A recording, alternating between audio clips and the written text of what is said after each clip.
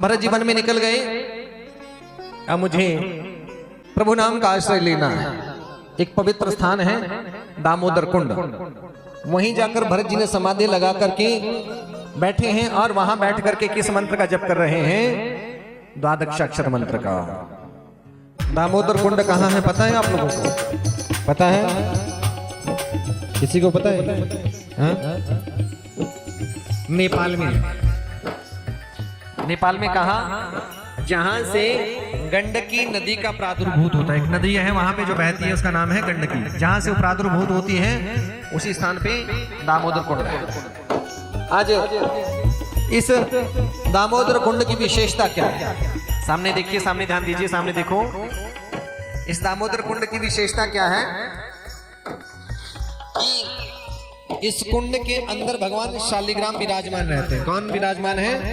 भगवान शालिग्राम। बोले शालिग्राम भगवान है कि?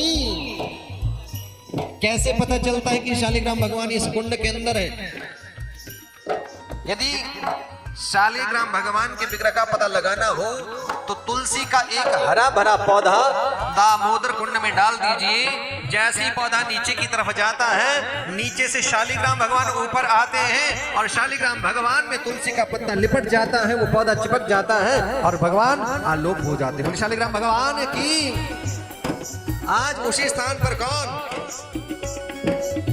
भरत जी बड़े भाव से तन्मयता के साथ हरि कृपा को पाना है। हरि ओम नमो भगवते वासुदेवाय। हरि ओम हरि ओम नमो भगवते वासुदेवाय। हरि ओम नमो भगवते वासुदेवाय। हरि ओम नमो भगवते वासुदेवाय। हरि ओम नमो भगवते वासुदेवाय।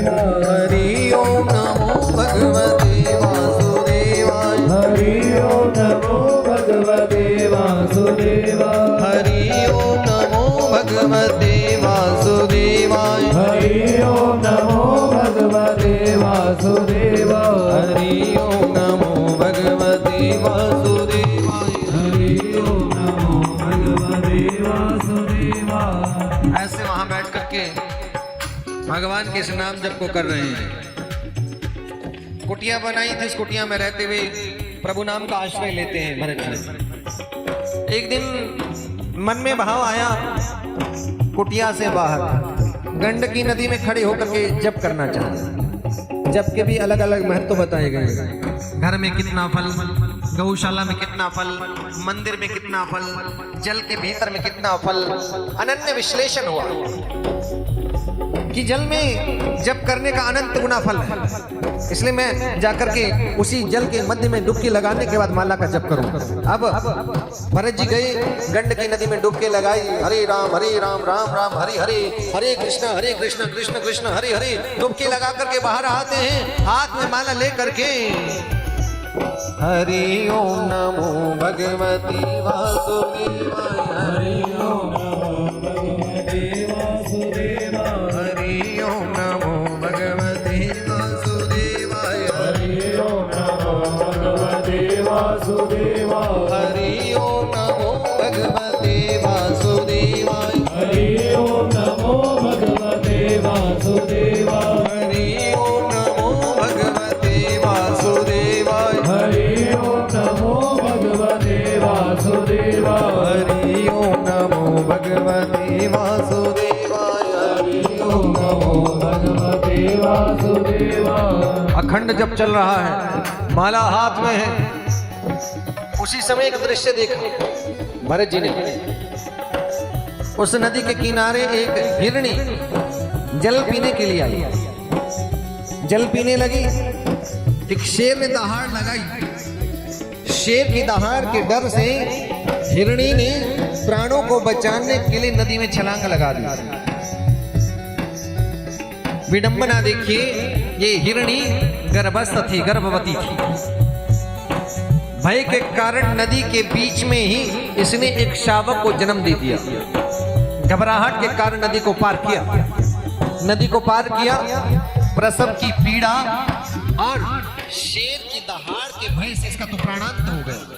लेकिन उसका ये नवजात शिशु नदी में बहा जा रहा है। और इस दृश्य को कौन देख रहे थे? भरत जी। दया आ गई। संत का जीवन, दूसरे के जीवन में संकट आ जाए, कष्ट आ जाए और संत के हृदय में दया ना हो तो फिर संत कैसा? आज भरत जी के मन में दया उत्पन्न हो गई। अरे ये हिरण का बच्चा बाहर जा रहा है, मुझे इसके प्राणों की रक्षा करनी होगी। तो भरत जी के हाथ में जो माला थी, माला गले में डाली और नदी में आगे गए, उस हिरण के बच्चे को गोद में उठाया, अपनी कुटिया में ले आए, आग जलाई, ठंड से उसके प्राणों को बचाया। किसका स्वभाव? संत का स्वभाव। लेकिन भागवत शास्त्र एक बात समझा रहा, दया करो किसी के ऊपर, सहायता करो, उपकार करो, लेकिन आसक्ति नहीं करनी है। क्यों? मोह सकल व्याधिन कर मूला, ताते उपजे बहुसूला। ये मोह, ये आसक्ति ही तो नाना प्रकार के दुख को देने वाली है कि नहीं? बच्चों में हमारी आसक्ति रहते हैं, बच्चे अनुकूल ना हो तो क्या हो जाता है? अगर बच्चे आपके हिसाब से नहीं है तो क्या दुख होगा ना? किसी की सहायता आपने करी और समय आने पर आपके साथ अच्छा व्यवहार ना हो तो क्या होगा? दुख होगा। ये आसक्ति ही है जिसका समर्थन शास्त्र नहीं करता। शास्त्र कहता है कि जीव को आसक्ति का त्याग कर देना चाहिए। आज भरत जी से गलती हो गई। यहाँ पर अपना राजपाट त्यागा, परिवार त्यागा, वन में गए। किस लिए गए थे? हरि नाम का आश्रय लेने के लिए, लेकिन वहां जाकर के भी गलती कर दी। हिरण के बच्चे के प्राणों को बचाया, जंगल में छोड़ देते, जंगल का जीव था, जंगल में चला जाता। लेकिन मन में भाव आया, अरे नहीं नहीं, मैंने इसे जंगल में छोड़ दिया तो कोई शेर खा जाएगा। अब क्या करते हैं? हरी हरी घास लाते हैं और ठंडा ठंडा पानी पिलाते हैं। बात समझ में आई? सब कुछ छोड़ करके भजन करने गए, लेकिन वन में कहाँ मन लग गया? हिरण के बच्चे में। ऐसे ही हम और आप हैं। कैसे? आए थे हरि भजन को, ओटन लगे कपास। हम सब क्यों आए थे दुनिया में? हे जगदीश्वर, जब जीव गर्भ में होता है तो भगवान से प्रार्थना करता है, हे गोविंद, हे परमात्मा, एक बार इस गर्भ योनि से मैं मुक्त हो जाऊं तो आपका ही चिंतन करूंगा, आपका ही भजन करूंगा, आपके ही नाम का आश्रय लूंगा। लेकिन जैसे जैसे बड़ा होता जाता है, वैसे वैसे संसार की माया उसको अपनी तरफ आकर्षित कर लेती है और भगवान को दिया हुआ वचन वो जीव भूल जाता है। तो यहाँ क्या सिद्ध हुआ कि आए थे हरि भजन को, ओटन लगे कपास। कि कैसे परिवार की व्यवस्थाएं बनाई जाए, कैसे समाज में प्रतिष्ठा प्राप्त हो, कैसे धन बढ़ाया जाए, कैसे वैभवता बने। केवल इसी में जीवन नष्ट हो गया। और भरत जी के साथ भी यही हुआ कि आए थे हरि भजन को, ओटन लगे कपास, हरी हरी घास ला करके उस हिरण के बच्चे को खिलाते हैं, ठंडा ठंडा पानी ला करके पिलाते हैं। अब समझने की बात यहाँ आ गई। राजपाट त्याग करके गए थे, सब कुछ छोड़ छाड़ के गए थे। क्यों गए थे वन में? लेकिन बात बिगड़ गई। सबके जीवन में एक समय आना है। वो कौन सा समय है? वो अंतिम समय, जिस समय ये प्राण पखेरु होंगे, जीवात्मा शरीर से निकल करके बाहर निकल जाएगा। ये जो महात्मा लोग, संत लोग नाम जप का आश्रय लेते हैं, पूरे जीवन क्यों लेते हैं? ये रोज के नाम जप से आपको कुछ होगा? कुछ होगा? हाँ? होगा? आप ध्यान से सुनो। एक क्षण की उस प्राप्ति के लिए, ये याद रखना, केवल वो अंतिम क्षण की उस प्राप्ति के लिए जीवन पर्यंत एक जीवात्मा, एक संत, एक महात्मा, एक साधक, एक प्रभु प्रेमी उस नाम का आश्रय लेता रहता है। भगवान जो वह अंतिम समय आएगा ना, उस समय ना इसका ध्यान रहे ना उसका ध्यान रहे, केवल चित्त में और मन में और वाणी में आपका नाम रहे। क्योंकि अंतः मति सह गति, अंत में जैसी मति होगी वैसी ही गति होगी। इसलिए प्रयास किया जाता है। आज भरत जी के जीवन में वही अंतिम समय आया, ना राम याद आए ना श्याम याद आए। मैं मर रहा हूँ, मेरे मरने के बाद इस हिरण के बच्चे का क्या होगा? हिरण कहते कहते कहते कहते हरिओम तत्सत, और वहीं प्राण त्याग दिए। शास्त्र यही समझाना चाहते हैं, अंतः मति सह गति, अंत में जैसी मति वैसी गति। हिरण योनि का, हिरण का स्मरण किया भरत जी ने, इस कारण से दूसरा जन्म हो गया। किस योनि में? हिरण योनि में। सब कुछ याद था। अब क्या करते हैं, हरी हरी घास खाते हैं और ठंडा ठंडा पानी पीते हैं। इसलिए सावधान सतर्क हो जाओ, है ना। भरत जी का चरित्र क्या बताना चाहता है, अगर यहाँ गड़बड़ी करी ना, मेरे जाने के बाद हमारे ये घर में इनका क्या होगा, समझ लेना कोई किसी का नहीं है। संसार में रिश्ते नाते हैं, व्यवस्थाएं हैं, निभानी है, लेकिन आसक्ति न रखते हुए अपने कर्तव्य को निभाते हुए प्रभु से प्रीति करते हुए आगे बढ़ना है। भक्त के जीवन में ये होना चाहिए।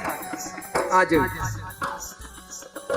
भरत जी हिरण योनि में दिन भर विचरण करते रहते हैं, वन में प्रभु नाम का भजन करते हैं। उस योनि में याद था, अरे जिसके लिए मैंने राजपाट त्याग कहा था, मुझसे गलती हो गई। और क्या कह रहे हैं, हरि ओम नमो भगवते वासुदेवाय, हरि ओम नमो भगवते वासुदेवाय, हरि ओम नमो भगवते वासुदेवाय, हरि ओम नमो भगवते वासुदेवाय, हरि ओम नमो भगवते वासुदेवाय, हरि ओम नमो भगवते वासुदेवाय, हरि ओम नमो भगवते वासुदेवाय, हरि ओम नमो भगवते वासुदेवाय, हरि ओम नमो भगवते वासुदेवाय, हरि ओम नमो भगवते वासुदेवाय, हरि ओम नमो भगवते वासुदेवाय। एक दिन जंगल में आग लग गई। सब जीव जंतु अपने प्राणों को बचाने के लिए इधर उधर भाग रहे थे। हिरण रूपी भरत जी ने सोचा, इससे अच्छा समय नहीं मिलेगा, इसलिए मुझे हरि नाम का स्मरण करते करते अपने प्राण त्याग देने चाहिए। और ऐसे ही भगवान के द्वादशाक्षर मंत्र का जप करते करते उसी वन अग्नि के अंदर अपने प्राणों की आहुति दे देते हैं। तीसरा जन्म हो गया भरत जी का। इस योनि में, मनुष्य योनि में, एक अंगिरस पंडित जी के यहाँ जन्म हुआ। पिता विद्वान थे, ग्रह नक्षत्र देखे बालक के विद्वान होगा, प्रभु प्रेमी होगा। पिताश्री मंत्र रटाते रटाते थक गए, लेकिन कुछ नहीं कहते नहीं थे कुछ भी। भरत जी नाम रखा भरत। जब देखा ये कुछ कहता ही नहीं है, प्रतिक्रिया ही नहीं करता, ये तो जड़ है, जड़। नाम पड़ गया जड़ भरत। आज देखो, माता पिता को संतान की बड़ी चिंता रहती है ना। सभी माँ बाप को अपने बच्चों की बहुत चिंता रहती है। न जाने क्या करेंगे, कैसे जीवन जिएंगे, इनका क्या होगा हमारे जाने के बाद। हाँ, आपके माता पिता भी तो थे, आज आप भी तो कुछ ना कुछ कर रहे हैं, है ना। जिसने सिर दिया शेर भी देता है, जिसने भेजा है। मेहनत और कर्म तो सबको करना पड़ता है, कोशिश करनी पड़ती है ना। इसलिए अपना कर्तव्य निभाएं और बच्चों को आत्मनिर्भर बनाने की कोशिश करें। जब बच्चा आत्मनिर्भर होगा ना, तो जीवन में अपने लक्ष्य को स्वयं प्राप्त कर लेगा। और जो केवल माता पिता पर निर्भर रहेगा, तो फिर वो वैसे ही चलता रहेगा, है ना। आज जड़ भरत मुख से कुछ नहीं कहते, पिताजी मंत्र रटाते रटाते इस दुनिया से चले गए। भाइयों ने अच्छा व्यवहार नहीं किया, भाइयों ने भी अच्छा व्यवहार नहीं किया। बासी अन्न खाने को देते हैं, बासी अन्न खाने को देते हैं। और भरत जी का नियम था, उस अन्न को जब खाते तो भगवान का प्रसाद मान करके ग्रहण करते थे। हृष्ट पुष्ट थे, क्यों? क्योंकि उसमें भाव शुद्धि थी, भाव में परमात्मा थे। अन्न को प्रभु नाम के साथ ग्रहण करते थे। तुलसी बिरवा बाग की सींचत ही मुरझाए, राम भरोसे जो रहे पर्वत पर हरियाए। जो अपने आप को प्रभु की अर्पण कर देता है, उस पर परमात्मा की कृपा हो जाती है। आज भाइयों ने घर से निकाल दिया, रास्ते से जा रहे थे, भीलों ने पकड़ लिया। माँ कालिका के सामने नर बलि देनी थी। इस कथा की विलक्षणता एक और है, मैया रानी कोई भी भगवान किसी जीव की बलि नहीं लेते, है ना। ये तो जिनके दांतों में खुजली रहती है ना, आई बलाई जीव जंतु के ऊपर चली जाती है। हो सकता है अभी कोई लेने देने का संबंध होगा, ऐसा भी तो कारण हो सकता है ना। पिछले जन्म में एक छोटी सी बात याद आई। एक कसाई बकरी को पकड़ करके काटने के लिए ले गए। तो बकरी मुस्कुरा रही थी।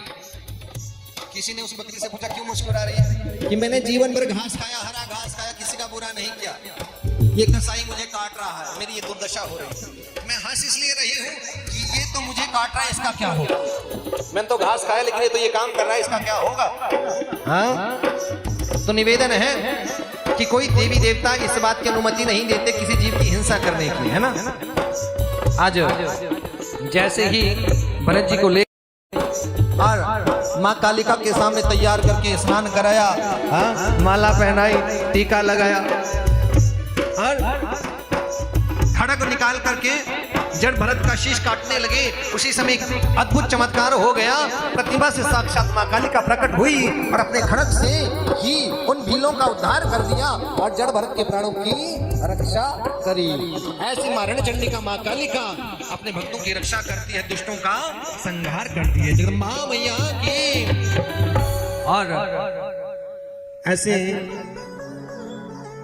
जड़ भरत जी वहां से आगे निकले। जिस रास्ते से जा रहे थे उस रास्ते से राजा रहुगण आ रहा था। ये राजा कैसा है? अभिमानी है। इसके मन में अभिमान है, मैं राजा हूं। पालकी में बैठा है और पालकी को 4 लोग उठा रहे हैं। एकाएक एक व्यक्ति बीमार हो गया। पालकी कैसे चले? राजा ने आज्ञा दी ये सैनिकों को जो चला रहे थे कि आप जाओ किसी चौथे व्यक्ति को लेकर के और कहना राजा की आज्ञा। पालकी को उठाने वाले लोगों ने भरत जी को देखा, अरे रिष्ट पुष्ट व्यक्ति है, अच्छी पालकी चलाई। भरत जी को रोका और कहा आइए ना, महाराज की आज्ञा है कि चौथी जगह आपको लग करके पालकी को उठाना होगा। राजा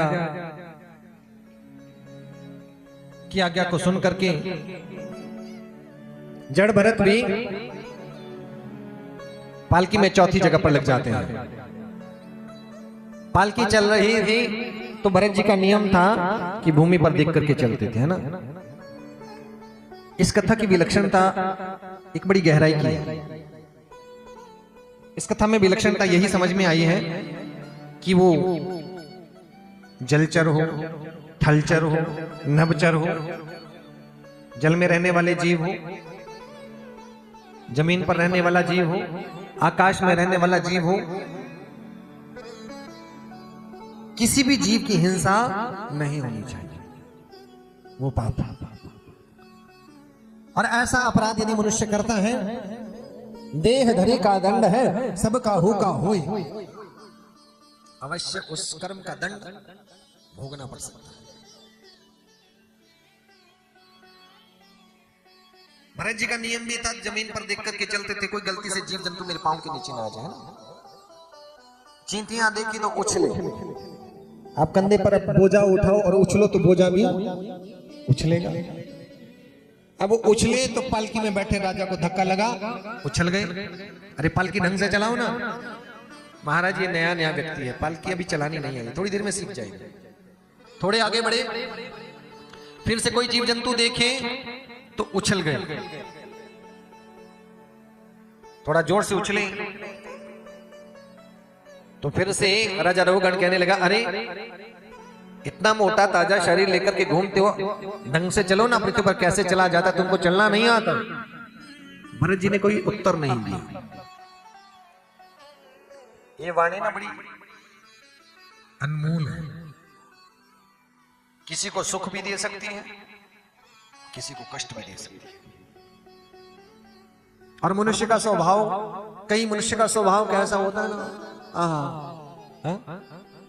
किसी को कुछ सुनाना हो ना, सुनाना तो है, पहुंचाना तो वहां तक है ना।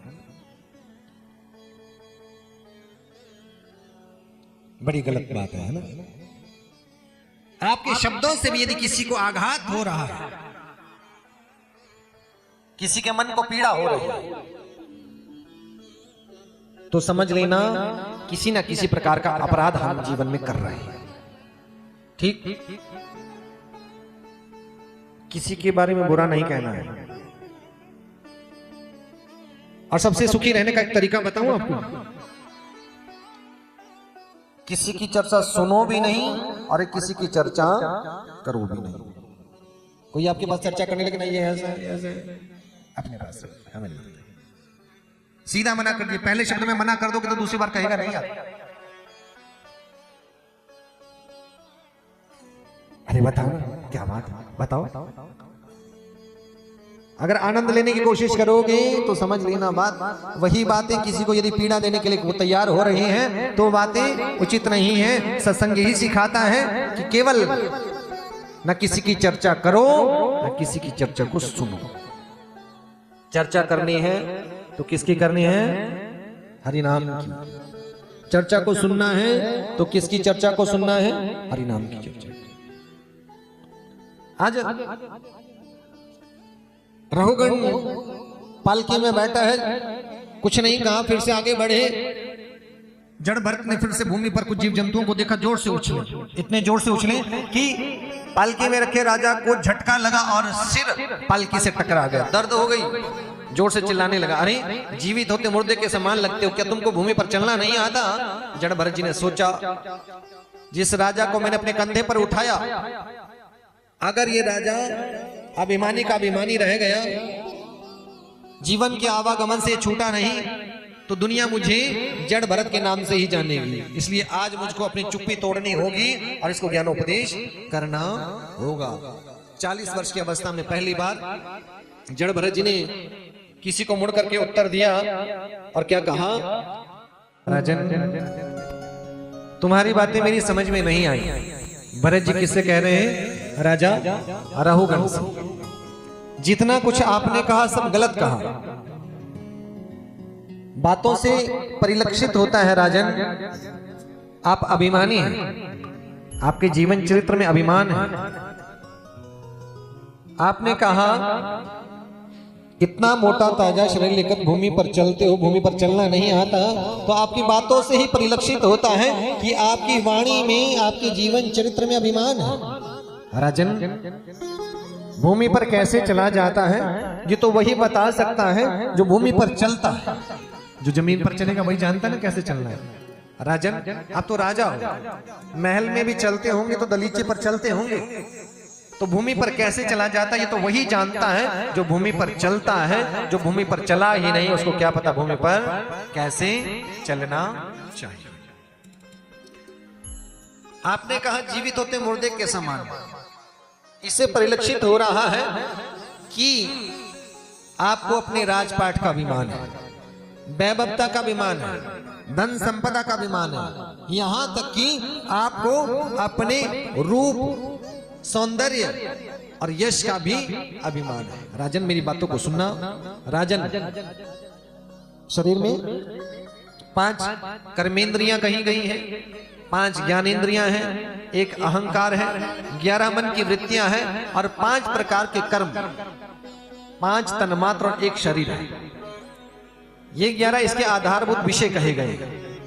शरीर के विषय है ना, गंध, रूप, स्पर्श, रस, ये 5 ज्ञानेंद्रियों के विषय जिनसे ज्ञान होता है। गंध का स्पर्श किससे होता है? नासिका से। रूप का त्वचा से, है ना? स्पर्श, हवा लगती है तो पता चलता है, त्वचा में पता चलता है। रस, जिह्वा से। शब्द, ये 5 ज्ञानेंद्रियों के विषय हैं जिनसे ज्ञान होता है। और कर्मेंद्रियों के भी 5 विषय हैं। और राजन, जो आपकी बातों में परिलक्षित हो रहा है उसमें क्या परिलक्षित हो रहा है? मैं और मोर तोर ते माया यही बस कीनो जीवन काया, कि आप मैं के चक्कर में अभिमान का जीवन जी रहे हो। राजन, मेरी बात को सुनो। समय आने पर यदि आपकी संपत्ति, आपका नाम, वैभव, यश ये समाप्त हो गया तो आपको दुख होगा, कष्ट होगा। और सुख और दुख से निवृत्त होना है तो जीव को अध्यात्म में प्रवेश करना है। राजन, मैं अपना परिचय देता हूं, तुमको मेरी बात सुन लो। मैं भी तुम्हारी तरह एक राजा था। अहम पुरा भरतो नाम राजा, मैं भरत नाम का राजा था। राजपाट त्याग करके वन में गया, हिरण योनि में जन्म लेना पड़ा। तीसरे जन्म में मैं तो समझ गया राजन, लेकिन अब तू भी समझ जा। ऐसा सुंदर संवाद हुआ। और ये सुखदेव जी राजन परीक्षित से कहते हैं कि हमारी भूमि पर 3 भरत हुए। कौन कौन भरत हुए? के कई नंदन भरत जी। श्रीमद् भागवत के ये भरत जो बाद में जड़ भरत हुए, और दुष्यंत और शकुंतला के पुत्र भरत जी, जिनके नाम पर हमारी इस पृथ्वी का नाम क्या पड़ा? भारत वर्ष। सच्चिदानंद भगवान के। इस प्रकार जड़ भरत का राजा रहुगण के साथ बुद्धि को आनंद प्रदान करने वाला संवाद हुआ। इसके परिणाम स्वरूप राजा रहुगण का देह अहंकार तुरंत छूट गया, और कथा की विलक्षणता को देखें तो स्कंद पुराण के केदार खंड में ऐसा कहा गया है कि राजा भरत की आसक्ति किसमें हुई थी? हिरण में। तो हिरण योनि में जन्मना पड़ा, है ना। और हिरण ने किसको देखा था? हिरण ने गोद में जब था राजा की तो किसका दर्शन करता रहता था? राजा भरत को। तो अंतःमति सहगति, वही हिरण कौन बना? राजा रहुगण। और इस रहस्य को कौन? जड़ भरत जानते थे कि जिस हिरण को मैंने अपनी गोद में उठाया, अगर इसको भी मैं आगे सीधे मार्ग पर नहीं ले जा पाया तो बात अधूरी रह जाएगी। इसलिए आज वो सुंदर उपदेश राजा रहुगण को जड़ भरत जी ने किया है। अब शिक्षा समझे तो जड़ भरत की कथा की विलक्षणता है कि दया करो पर आसक्ति मत करो, है ना। दया करनी चाहिए लेकिन आसक्ति नहीं करनी चाहिए, क्योंकि भागवत शास्त्र आसक्ति का समर्थन नहीं करते हैं। और इंसान की परिभाषा केवल एक है कि इंसान उसको कहा जाता है जो दूसरे पर दया करे, है ना, उपकार करे, कृपा करे, लेकिन करने के बाद भूल जाना चाहिए और अपेक्षा नहीं करनी, आसक्ति नहीं करनी। ऐसे शास्त्र कहते हैं और इस प्रकार समझाते हैं सबको कि जीवन में उत्तम जीवन जी करके फिर प्रभु नाम का आश्रय लेकर के जीवन में आगे बढ़ना चाहिए। बड़ा सुंदर भाव।